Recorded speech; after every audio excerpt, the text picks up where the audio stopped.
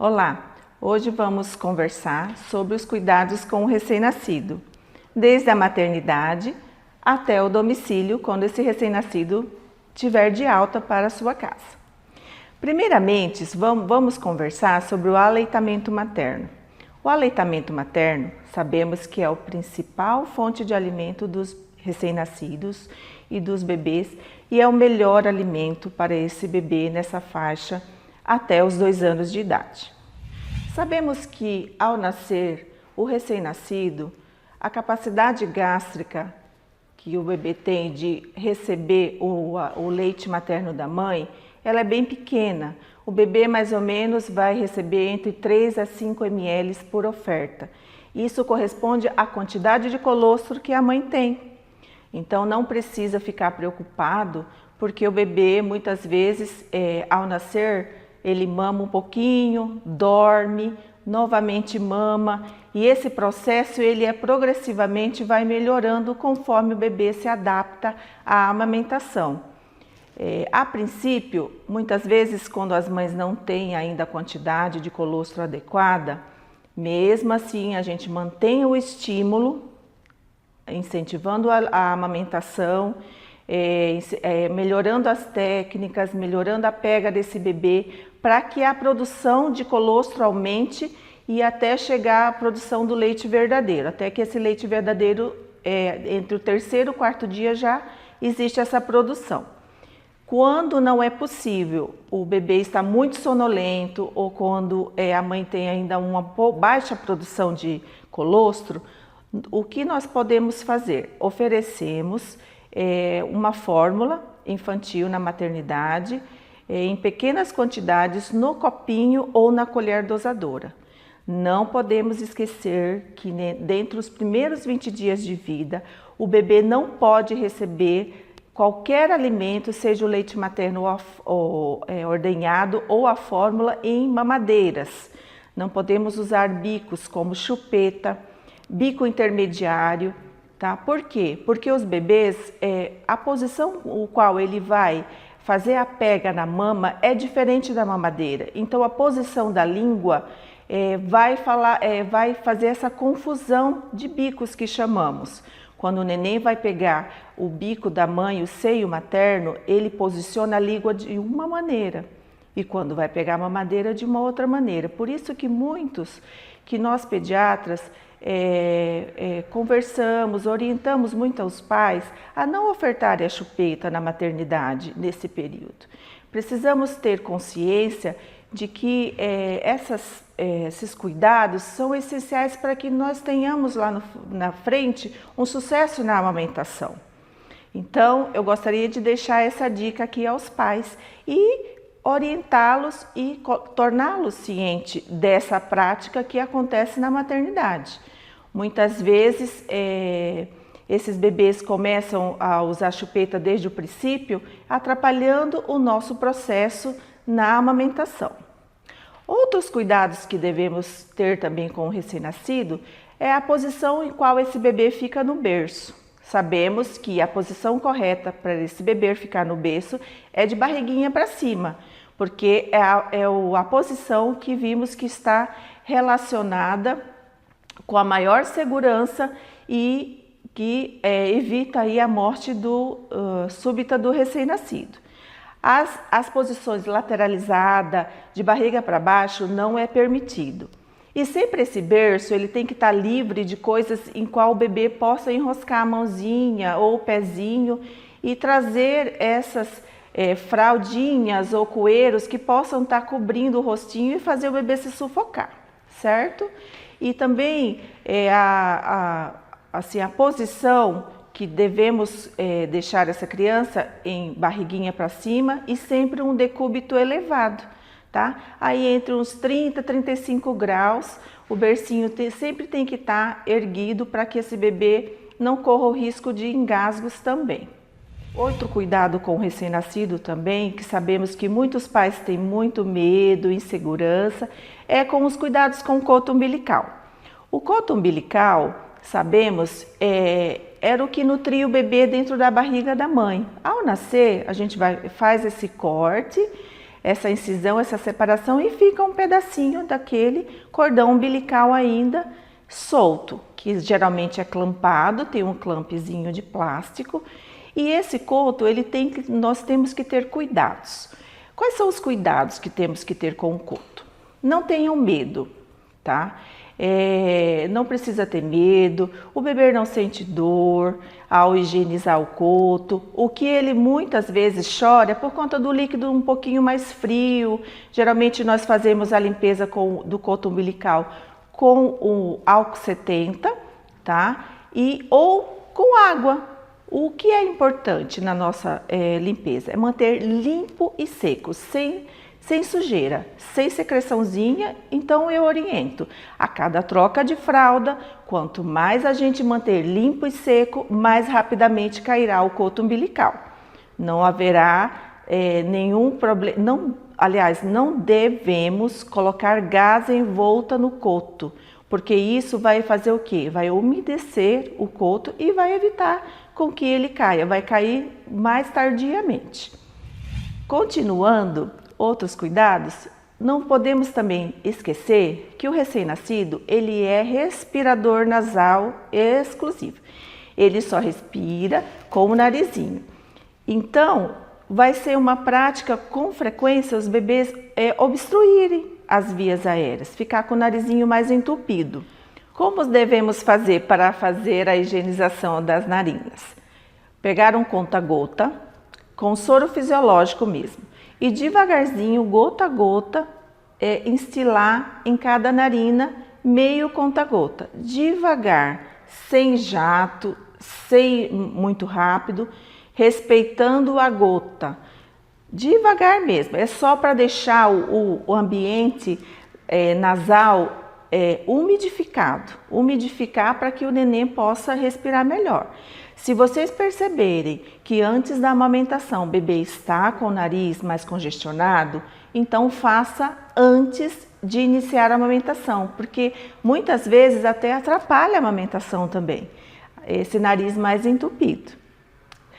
Outra orientação também, vamos aos cuidados com a fralda.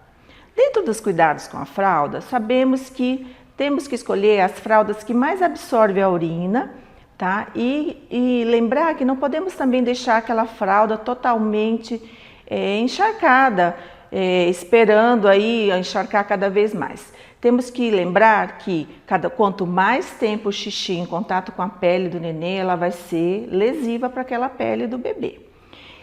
E também lembrar que durante a higienização da região ali perianal do bebê, lembrar de sempre limpar com algodão e água morna. Deixar os lenços umedecidos quando for passear, for a consulta com o pediatra, algum lugar que seja difícil carregar aquela garrafa de aguinha mais morninha e o algodão.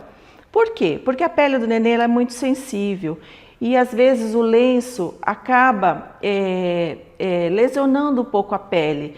O ato de friccionar muito forte também causam lesões à pele. Então, higienizar de maneira delicada, não precisa esfregar, é só movimentos suaves na pele do neném. E quando o neném fazer a evacuação, que é o cocôzinho, nós podemos tirar o excesso e, se possível, lavar o bumbum desse neném, secar generosamente também, delicadamente, e depois a gente pode passar aí a pomada de assadura preventiva para manter sempre essa área cuidada. Outro cuidado com o recém-nascido é na hora do banho. O banho podemos dar em qualquer horário. Há pais que perguntam, podemos dar vários banhos ao dia?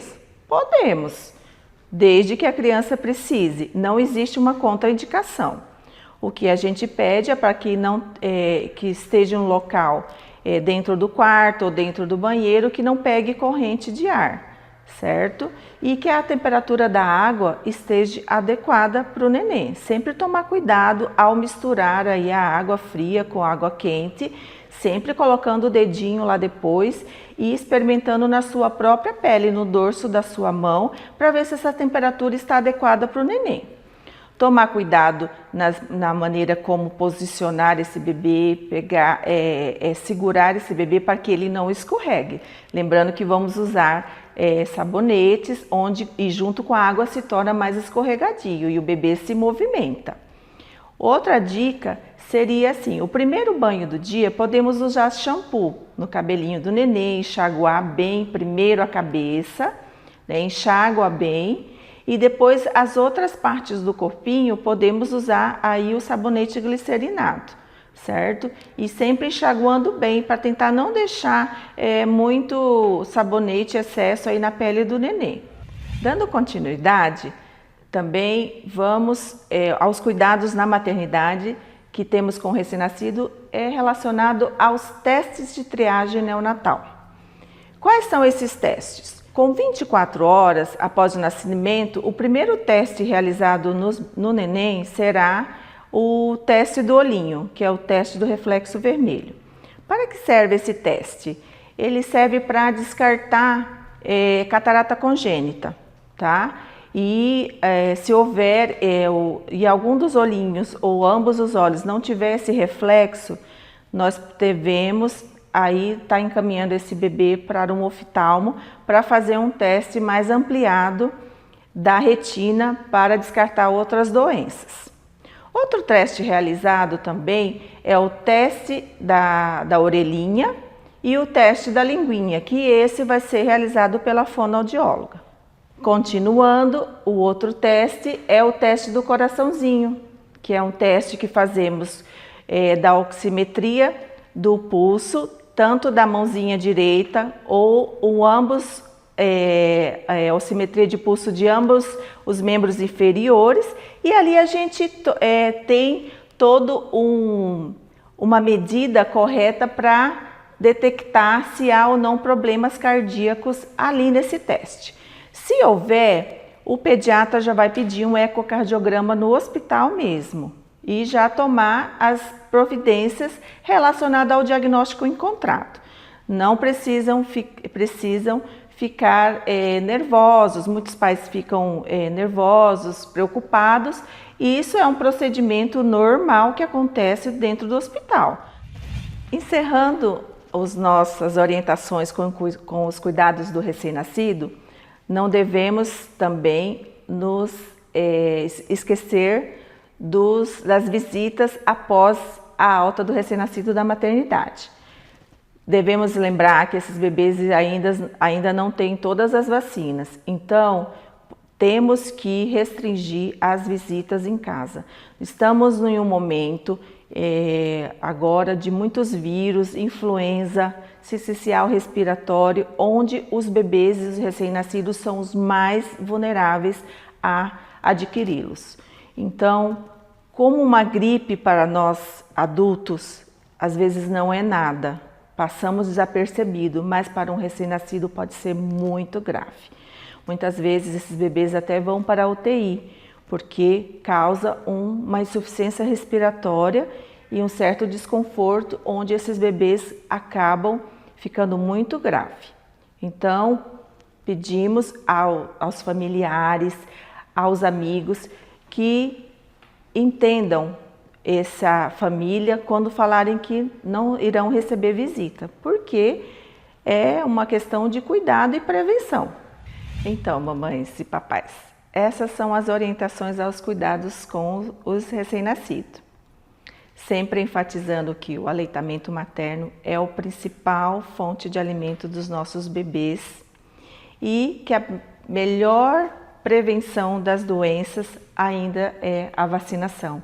Então fiquem de olho, leve nas datas corretas para fazer a vacinação, não atrase as vacinações, porque existe um intervalo assim, de 30 dias entre uma outra. Quando há esse atraso, automaticamente atrasa as outras vacinas. Então, tomem cuidado, se conscientizem, se comprometam com a saúde dos seus bebês e mantenham a puericultura com o pediatra do seu filho. É importante esses primeiros anos de segmento de puericultura. O pediatra, além de orientar, ele irá ver o desenvolvimento do seu bebê, como ele está se desenvolvendo, tanto na parte motora, cognitiva, da parte da fala, de tudo. É ali onde o pediatra tem aquele olhar. Eu sei que são poucos minutos às vezes, mas o pediatra tem um olhar de detectar algum probleminha de saúde ou algum atraso no desenvolvimento. Então, sejam comprometidos nesses primeiros anos com a saúde dos seus bebês e levar a sério a vacinação e o segmento de puericultura com o pediatra.